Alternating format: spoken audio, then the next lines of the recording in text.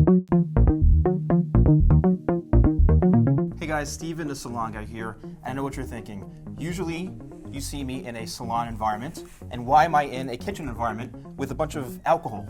Well, I'm here with Tom Macy. Tom's from the Clover Club, and he's kind of a celebrity bartender. He's really a big deal, right? Sure. Okay. Now, the first thing you notice about Tom, unlike me, is good hair. People look at me, they don't see good hair, Tom, okay? But you have extremely good hair. I think you might have something to do with that. Maybe. I did just cut and style Tom's hair. Maybe it's because you cut my hair and shaved me right before we did this. Yes. That's why you look so good. Thank you so much for that, by the way. Yes. I'm feeling good. I'm feeling smooth. Yeah, and you're looking good, man. You're looking good. So we're going to kind of change things up, and we're not going to talk about hair as much. That's it. We're done with hair. We're done with hair. No more hair stuff. We're going to talk about getting wasted and drinking.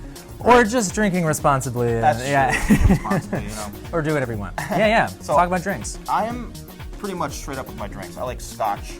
You know, something that most women don't find attractive. They go to me in a bar and go, "What do you drink?" I go, "Scotch," and they walk away. Oh yeah? I understand, Tom. Bummer. Yeah. But I like the kind of the hard stuff, you know. I Yeah, don't like me too. sweet drinks at all. Sure. Not a big sweet I don't either. guy. I get really bad hangovers and headaches. Sugar Why is that? definitely. Well, sugar is going to give you a worse hangover the more sugar you have, and yeah, the more you drink. But generally white spirits like vodka, things like that, they do give you not as bad of a hangover. But I mean, whiskey, it's just so good. It is. I'm a huge kind of whiskey and scotch guy. What drink could you recommend for someone like me who wants a really good, smooth drink, not really sweet at all? Yeah. Something that does the job. Right? One of my favorites, it's a classic, is the Sazerac. Do you know that drink? I've heard of it. Yeah. I've had it once or twice, but to have you make it is a big honor. Awesome, let's do this. So the Sazerac, it's kind of like a riff on an old fashioned. Super classy, classic, whiskey based. I like to go with 2 ounces of rye whiskey. Okay. 2 ounces is kind of like your standard base for a cocktail. And we're going to stir this cocktail, so we're going to put it in a mixing glass. And that's like 97% of the drink right there, Whoa. Which is why it's so good. And we're just going to add a little bit of sweetener, in this case simple syrup, which is just sugar and water dissolved. You can just honestly, like 1 cup of sugar, 1 cup of water, put it in the microwave for 30 seconds and stir it until it's dissolved. Done. It keeps for a while too. So 1/4 ounce of simple syrup. And be careful not to do too much more than that because it can get sweet really fast. You don't want sweet. Okay. And hey, if you taste this, you're like, it's a little sweet, just use less next time. Okay. So then our last ingredients are gonna be, actually no, not the last ones, but the last ones that are going in here are gonna be our bitters. The key bitters in the Sazerac is a brand called Peychaud's Bitters. That's just the bitters you use in this drink. Okay. It's from New Orleans, it's really old. Wow. I'll do 4 dashes. It's got like an anise and citrusy quality to it.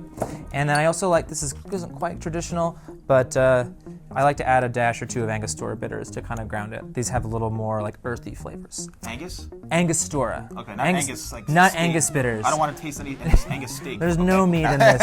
I mean, it'd be great paired with a steak. But yeah, no, this is a vegetarian cocktail. Okay, good. And dairy-free. Yes. Okay, so we're gonna stir this guy up. I don't know, about 10, 15 seconds or so. No, more like 20 seconds actually. Okay. And the cool thing about the Sazerac is that we're actually gonna rinse the glass in absinthe. Whoa. Yeah. Now, am I gonna start hallucinating, Tom? You are not. And I want to hallucinate. Well, I can't help you there. Okay, I'm sorry. right. I'm sure someone, you know. But absinthe, that's a total myth. Absinthe does not make you hallucinate. There's very, very small quantities of a herb that's a relative to cannabis, but at the small, like you would die several times over from drinking absinthe before any of that happened. Okay. So basically rinsing the glass is just sort of swirling it around with the absinthe in there, and I'm just gonna pour this into here because we don't want to waste it, but we don't want it in the drink. What is absinthe? Is it like a super strong alcohol? Absinthe, yeah, it's a spirit. And it's infused with a bunch of herbs and botanicals. Let's make sure we don't over dilute our drink here. The most prominent one is anise. It's sort of like licorice. Okay. And it's very high in alcohol. I mean, it's like usually like 55%. Whoa. So that's why we're only rinsing the glass in it instead of adding home. Exactly.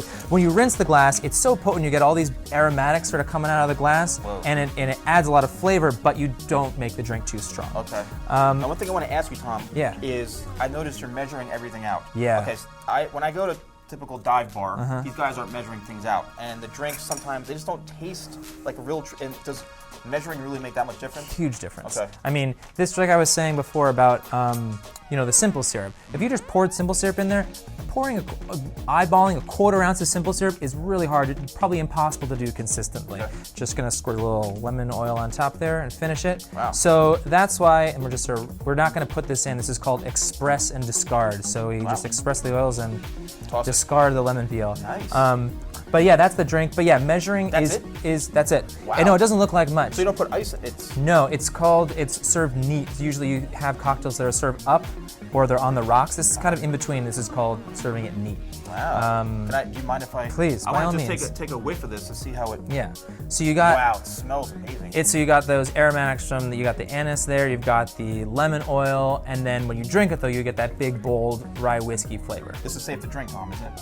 Oh yeah, you're not gonna hallucinate. All right. I'm sorry. Even though I said I wanted to hallucinate, I don't really want to hallucinate. This is incredible. Thanks. This is a real... And now, say some guy goes, fill it to the rim. You don't want to fill it to the rim. With something Oh, like you this. mean well, you saw how much whiskey I poured in. I know it's like, I know it That's doesn't look pretty like strong. much, but if you fill it to the rim, I mean that'd be like two or three of these cocktails. You'd be on the floor. And that's it, and then you're done. Yeah. Yeah, I mean, Wow. I think that cocktails, it's about quality, not quantity.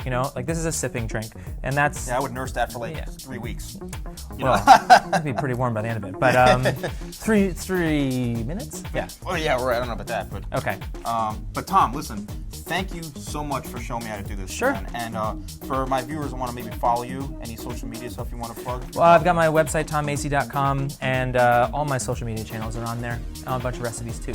Tom, man, had a pleasure. And Absolutely. I'm gonna, off camera, I'm down to this whole thing. Take it. Go Cool, man. nuts. Thanks for watching, guys, and I'll see you guys soon. Cheers.